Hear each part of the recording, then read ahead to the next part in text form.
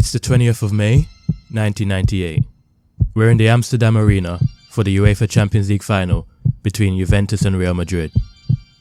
The game is goalless, and with less than half an hour left to play, the ball has just been cleared to the edge of the box with Real Madrid on the attack.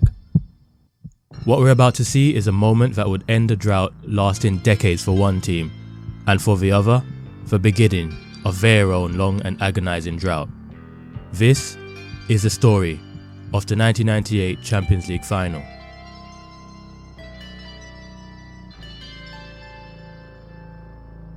Spanish giants Real Madrid have a long and celebrated history with this competition.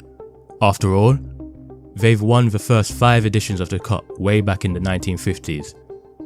But it's been 32 years since they last lifted the trophy in 1966. In that time, they've suffered some heartbreaking defeats. Between 1968 and 1980, Madrid were knocked out of the Cup in the round of 16 and semi-final stages, each on 4 occasions, going back to back and alternating between the two. In 68, they held a 3-1 lead at home to Manchester United with 20 minutes to go, only to concede twice in 5 minutes and lose 4-3 on aggregate. In 69 and 70, Real Madrid lost on away goals to Rapid Vienna and were beaten 4-2 on aggregate by Belgian side Standard Liège. Madrid made it back to the semi-finals in 1973, before ironically losing in Amsterdam to an Ajax side on their way to a 3rd successive European title. In 76, they were dumped out by Bayern Munich, who were also on their way to a 3rd successive European Cup.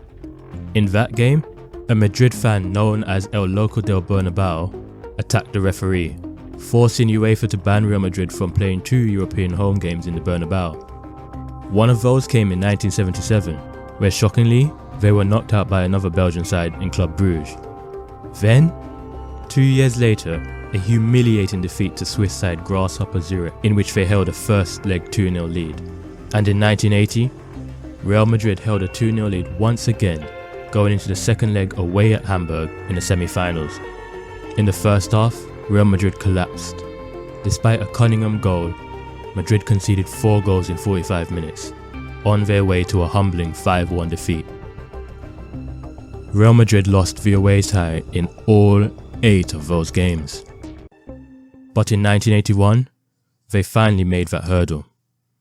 After losing away from home again, their defeat in Milan wasn't enough to prevent Madrid reaching their first final in 15 years. With their star striker Laurie Cunningham not fully fit and being tightly marked throughout the game, Madrid's threat came from the feet of Juanito and the pace of Antonio Camacho. Camacho burst through on goal from a Juanito pass before narrowly putting it wide.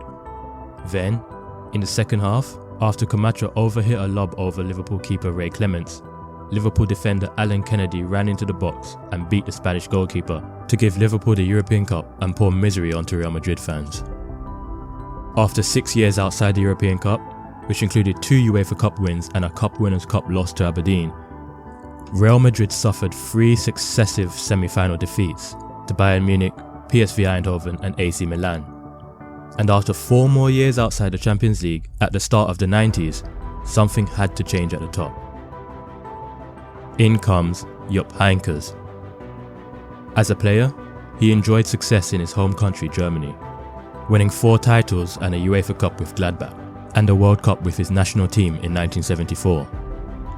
As a manager, he won back-to-back Bundesliga titles with Bayern in 89 and 90, and after spells with Bilbao and Frankfurt, Heynckes was in La Liga, leading Tenerife to Europe with a 5th place finish, 2 points ahead of Madrid. And in that very season, Valencia finished 2nd in the league, with a 28-goal Yugoslavian called Predrag Mijatovic.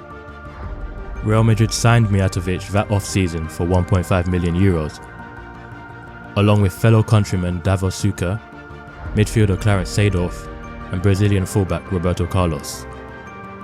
Oh look, there's Seedorf. Oh, and there's Mijatovic. And isn't that Roberto Carlos running towards the clearance? But what about their opponents? Well, in those 32 years, the Italian Giants won the Cup twice, once in 85 and once again in 96, and also lost in the final twice, once in 83 and again in 97. And now, They're here for the third year in a row under stewardship of Marcelo Lippi, trying to prevent the Los Blancos' success. And they almost did it. Zinedine Zidane sent a shot just wide of the post, Edgar Davids launched a 35-yard rocket just over the bar, and Filippo Inzaghi's acrobatic volley was just tipped over by Santiago Canizares. But when Raul missed this glorious chance in the first half, it looked as if it wasn't going to be Real Madrid's day. As Mijatovic watches an overhit cross by Panucci sail over his head, a young Roberto Carlos runs at full speed towards the ball. And those 32 years without lifting this fabled trophy, all those heartbreaking semi-final defeats, that dreadful night in Paris, can all be forgotten within the next few seconds. Swept in by Panucci. Quite find a teammate, back in by Roberto Carlos, and here's the chance that Real Madrid have been waiting for. Mijatovic makes it 1-0, near the midway point in the second half. And Real Madrid, 32 years since they last won this competition, well, they're in front.